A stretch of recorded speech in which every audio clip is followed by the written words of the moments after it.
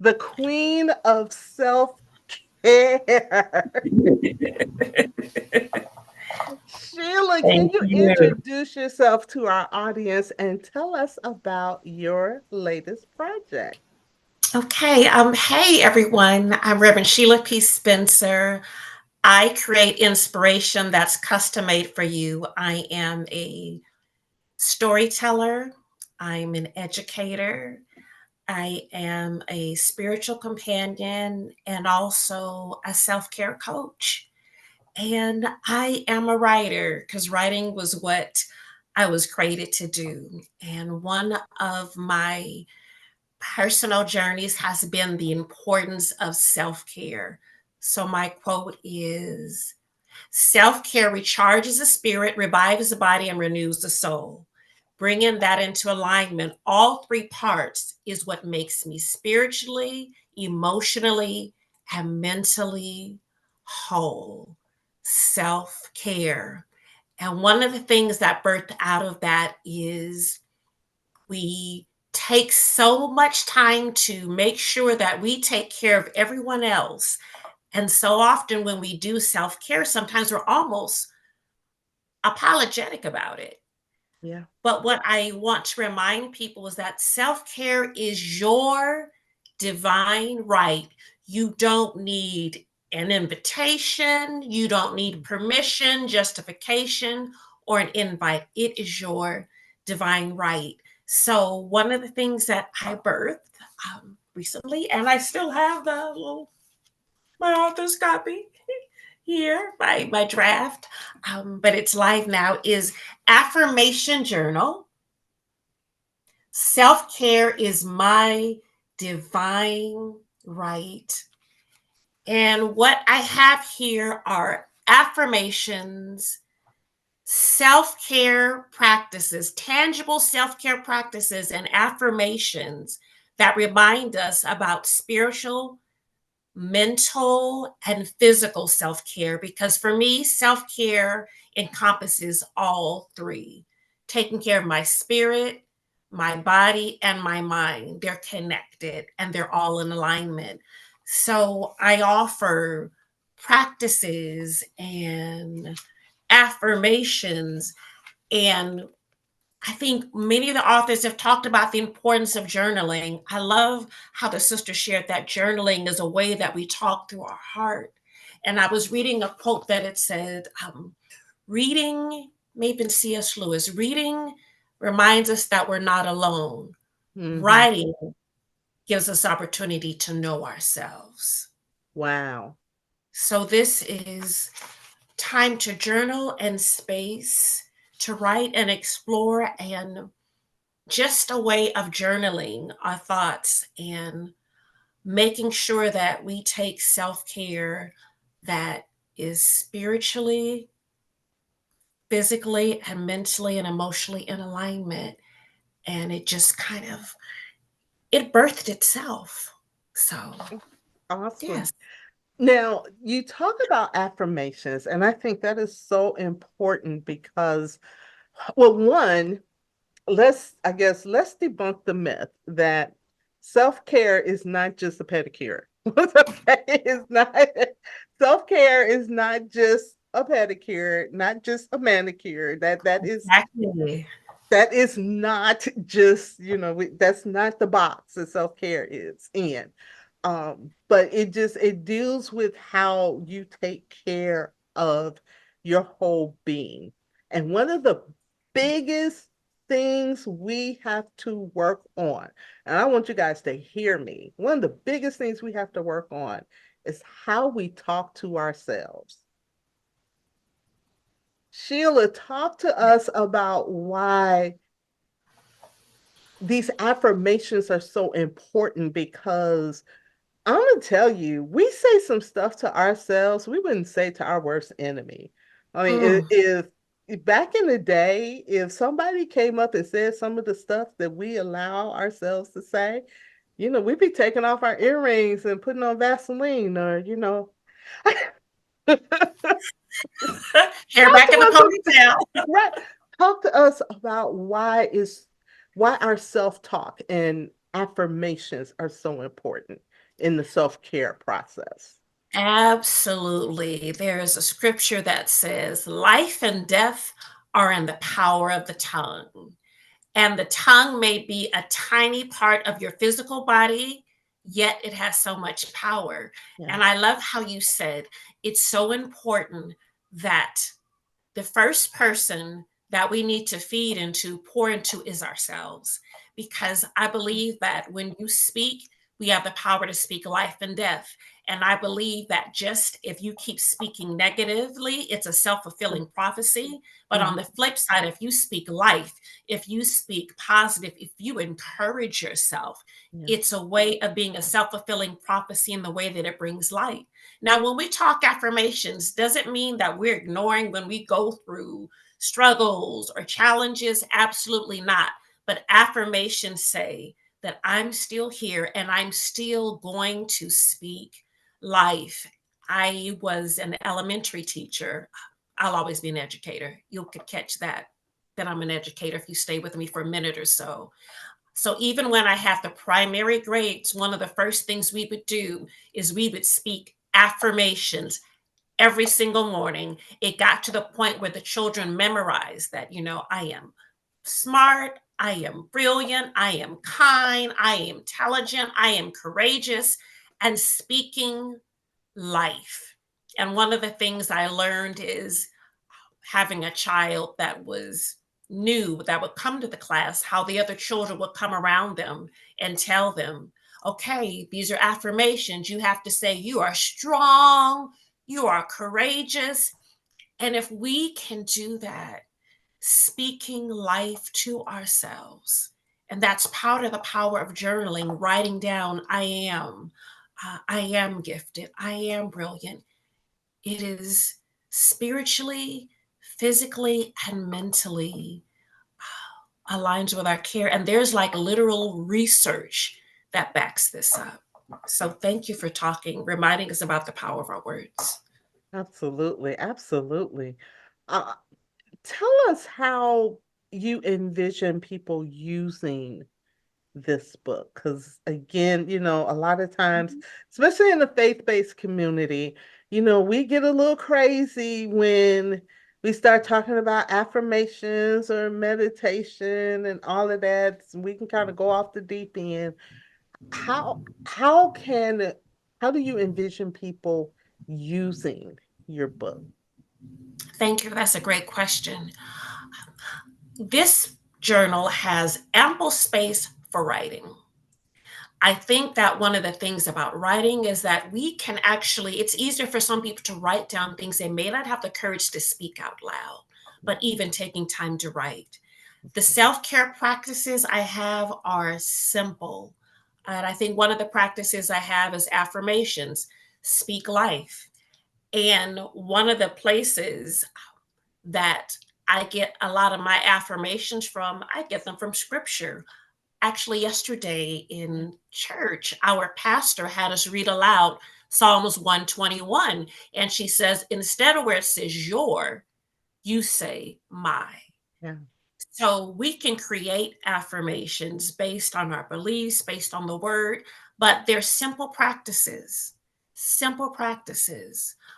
They are simple affirmations, and the affirmations come in the form of quotes or words of wisdom mhm, that include scriptures. They include treasures by some of my sheroes, and it's a simple way to open up it, read a practice, okay? Affirmations, speak life to yourself. So that's my practice for the day. I'm going to make sure I speak life about myself. And then there's a quote that says, the most valuable commodity that I can invest in is myself.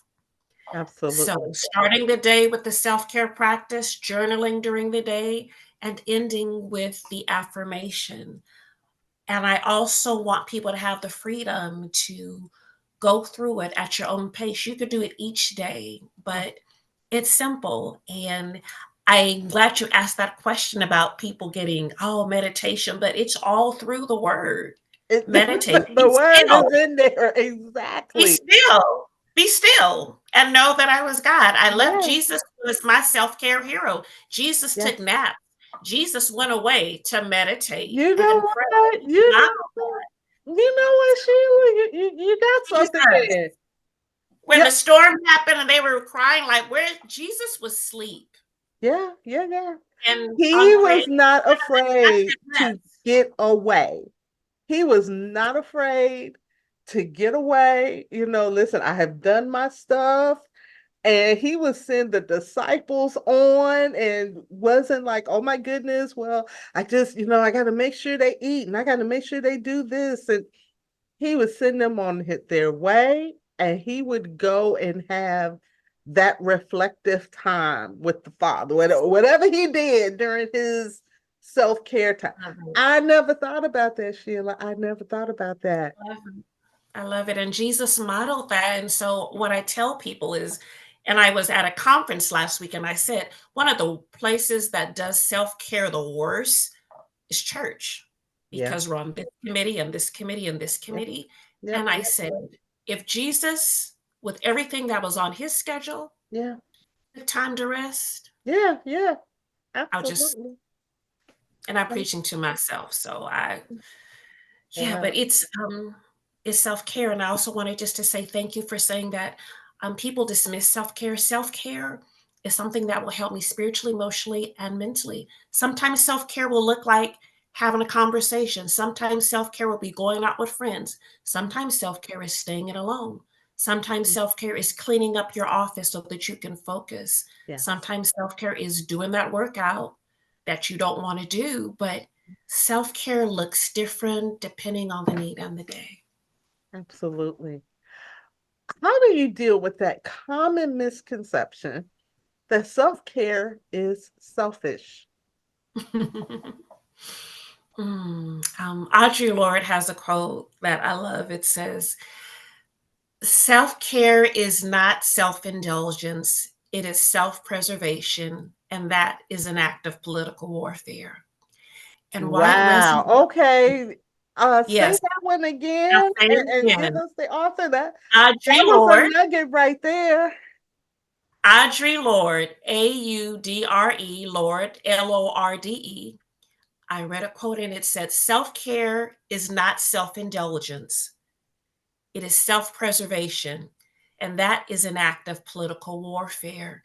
And what she means by that, or what I take from it, is we live in a society that glorifies exhaustion as a badge of honor. We live in a society Ooh, that say that glorifies again. Hold on, hold grinding. on.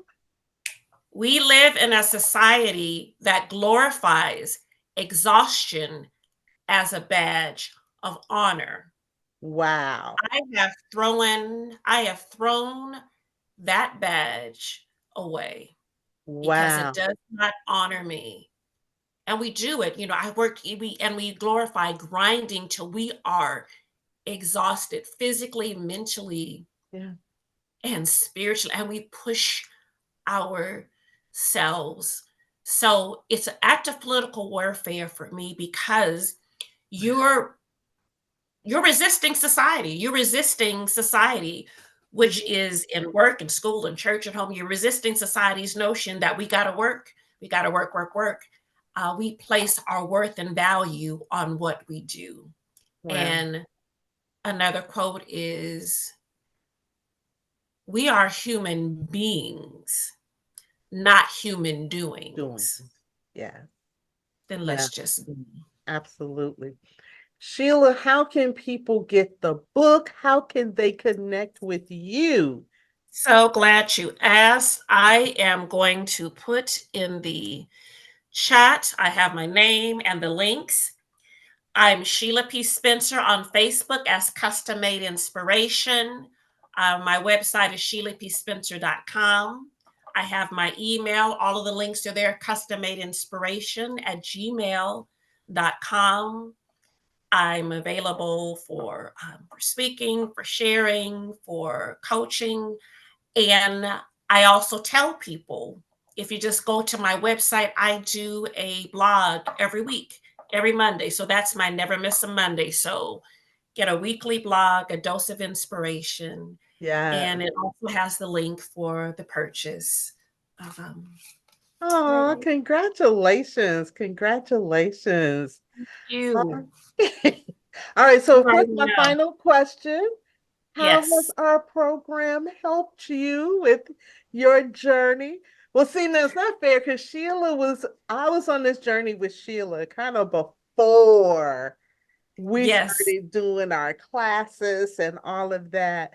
But Sheila, how have we helped? I tell people that Vanessa, with my very first project, your creation is your baby. The writers, you know this. It's your baby, and you just don't want to give it to anyone because it's your creation. And I remember like sending that manuscript, and then even before I said anything, Vanessa said, "I promise I'm gonna take care of your baby."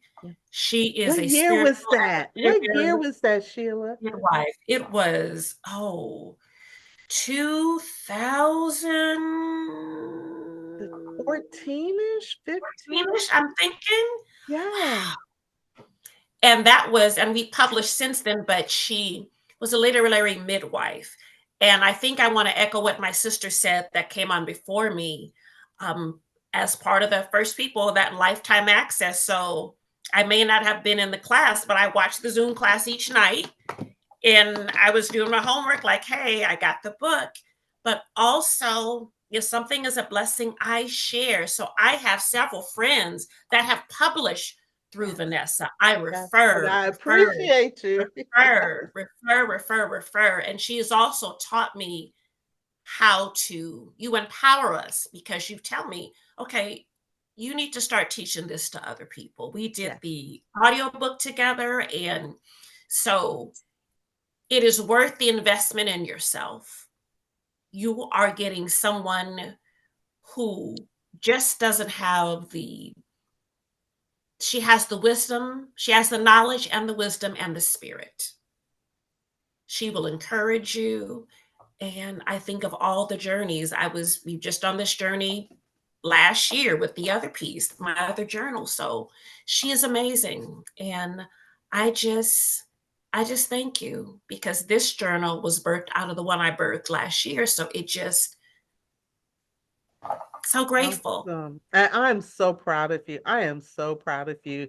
You had just amazing results with your first journal. And one of the things that I just love about you, Sheila, is that you're not afraid to get out there. And that's one of the things I tell authors all the time. You know, a closed mouth doesn't get fed. And you can't help anyone with the stuff that is locked up inside of you. You Exactly. have to put yourself out there. You have to get out there. And you will find when you get out there, there may be one or two naysayers out there, but there are so many people who are looking for what you have, and they are going to be so grateful that you put yourself out there. And someone's waiting to hear your story. So I just want to give a shout out to if you're listening and you have a story inside of you, there are people that are literally waiting on the other side that need to hear your message and receive your message. And if you need a guide, this woman, this amazing vessel, Vanessa Collins, is the one that you want. She is a midwife that will be with you and always encourage you. So, Thank yes. you. Thank you so much.